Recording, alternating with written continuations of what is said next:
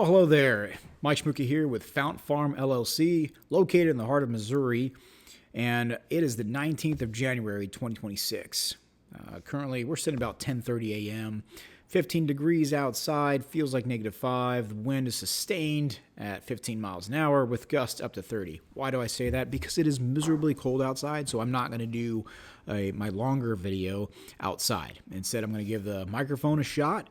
I've got my camera set up here, and it's actually just my phone, but I've got it inverted. And so we're going to give this a shot on giving you an update on our farm. So on a Monday in January, what is a homesteader like me doing? Now, I say like me because I've only been living in this house. We got it finished and built in September. It's not finished. We're living in it, but it's not finished. But we started living in it in September, and we have been living on the property since 2024, September 2024. So we are in the planning phases. We are in the taking care of our tools, maintaining them, cleaning things up, and preparation. What does that look like? So I just got done with Stark Brothers. I ordered 20 trees from them. I've got actually a little bit more than 20. So 10 Granny Smith trees are coming. 10 Liberty trees are coming. These are both apple trees. And then 6 other fruit trees, which are pear, peach, and cherry. So we've got fruit groves and then an orchard. And that intent is that in a few years, when we open up to the public, around 2027, 2028, we're going to open up to the public where you can come and see what we've been doing, because we'll actually have a little bit more of an orchard. Won't be producing enough apples for the public consumption yet, but you can come and see, okay, this is how a homestead is starting off, and this is how a homestead is doing it. I'm not saying I have the way of doing it. We ran a little homestead up in Iowa, and the people that bought it from us, they have turned it into something even better. And I'm very pleased when I see their videos and we get updates from them about what they're doing with the small orchard that I planted there, as well as just the different animals, whatnot. So that was while I was in the military. So right now the planning phases are, what are we doing with the garden this year? Because last year we didn't have one at all. So we were this year it was a lot of putting the dirt down, putting a lot of mulch down, and now I've got, as I look over this way, I'm looking at my sheep. They are enclosed in about 1.5 to 2 acre area that encompasses the garden. And so as they eat and they walk and they poop, they are putting fertilizer into the ground on top of that. And then the chickens are out there doing their scratching as the sheep poop, and even the pigs poop. They're scratching and they're putting all that nutrient back into the soil, because right now we've got a lot of clay. And so we're just not going to be able to grow a lot if we were just to put right to the ground. And then it's also looking at what are we doing to put down trees. So I've got about 2 acres that I need to clear this winter. And that 2 acres is a bunch of cedars. So we're going to clear that so that way the grasses that were there, which is primarily gamma grass, about 20 years ago, gamma grass was there, and some other grasses, that can come back for the sheep come spring, summer, etc. All those cedar trees, the plan is to take the larger ones, and when I may say larger, we're probably talking, only about like that large, maybe a little bit bigger, and I'm going to turn all of those, I'm going to try to turn into raised garden beds. So take the logs, chop them up, cut them the right way to make raised garden beds for my wife. She's the gardener. I can deal with animals. I love dealing with animals. I love eating the animals. But the garden I am the assistant. She's got the plan, the vision. I'm just the execution as far as making those dreams happen. So the cedar trees that we're knocking down, we're going to be reusing those on the homestead for the purpose of fence posts and, again, for garden beds. Planning phases also are, you have to relook every single year at what is working and what's not. We realized that we probably aren't going to be into pig too much. We only had a couple We raised some up, we sold them, traded them, all that kind of stuff. We've got 3 pigs now. One is a runt. She's Star. She's really cute. She runs around. She doesn't know if she's a dog, a lamb, a pig, whatever. And I say that because she'll run with the lambs, and it's really cute, as well as the goats. So, and then we've got Peanut, which is a larger Kuni. She's about a year and a half old now, right? A year old? I think she's a year old. And she's ready to breed, along with Steve. He's from the same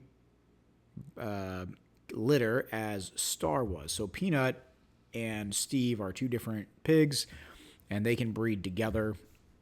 The intent, though, is, hey, are we really going to eat pork? We had one earlier. I forgot what its name was. I don't know.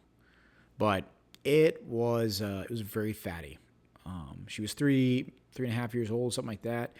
A lot of fat. And we just weren't big on it. We just didn't like the taste. We didn't like the texture. We realized, hey, we're probably not pork eaters, except for bacon, which is delicious with everything, to include brownies. But we decided, okay, what are we going to do with these pigs? We can trade them.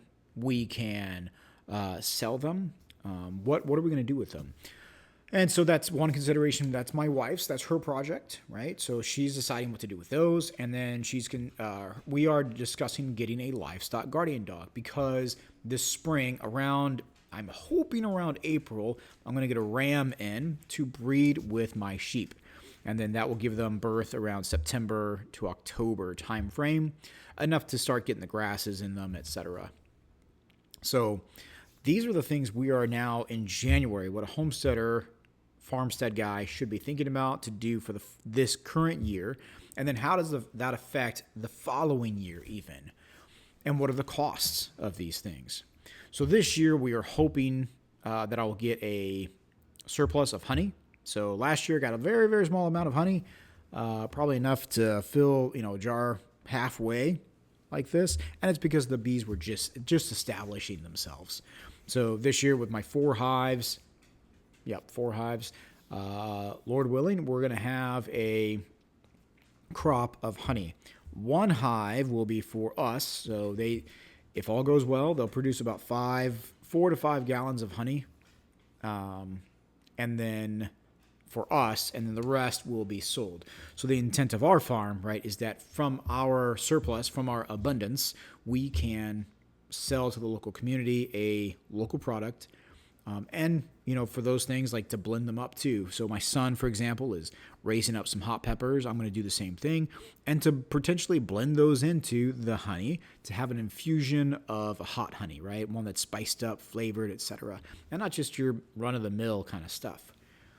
So these are the ideas that we've got coming for 2026 and how they're going to be supporting 2027. Because you can't just have... You can have a hobby farm, but if you're going to run it like a business, which is what our intent is you've got to look at how are you going to make a profit. Now, I can throw my labor and my physical labor into, say, cutting trees.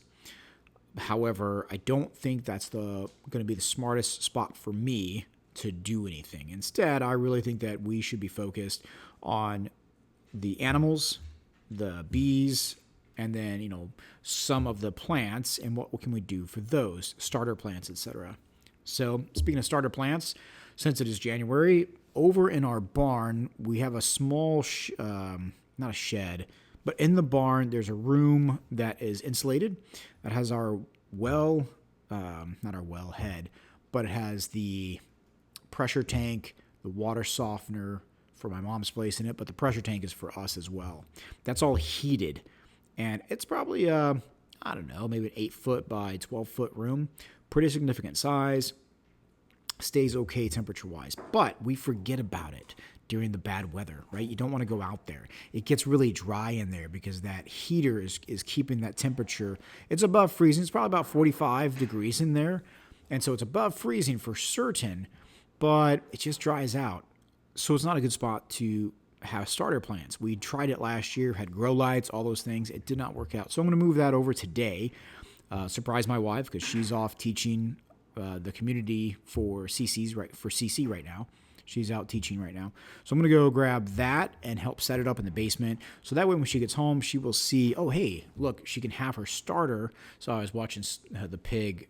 She just went running by with a bunch of hay in her mouth. So I guess she looks like, oh yeah, she's making a little nest out there. So I'll probably go get some extra straw instead of the hay, get the straw out there for her so she can build her nest. But we can have the grow lights in here. And since it'll be in the basement, we can make sure we're watering. We got the grow lights. It's a nice sustained temperature. It's in the upper 60s in our basement. So we can actually start growing things and having those ready to go in the ground by Mother's Day. So that was one thing that we got taught by Teresa up in Iowa. She runs a co-op. Is Mother's Day is the day you plant in the ground. Don't sow seeds before then because of frost, etc. So we'll see how that works out. Those are the kind of goals we're looking at this year. I mean, that's a lot, right? Livestock guardian dog, trading. She was actually thinking about alpaca as well for her pigs. Putting trees in the ground. So we've got 20 trees going in, plus 20 plus trees, knocking down an acre to 2 acres of trees. So a significant amount is going to be happening. So I hope to give you a lot of content that you enjoy. If there's questions you've got for us, for me, please let me know in the comments. Otherwise, like, subscribe. If there's certain things you're kind of questioning, like, hey, how do you, or X, Y's, and Z's, let me know. I'm actually really starting to enjoy this content creation stuff. And I would love to actually do long formats or, just do the real quick shorts. If it's, real quick answer I can give you. Besides that, you guys have a blessed day. Take care.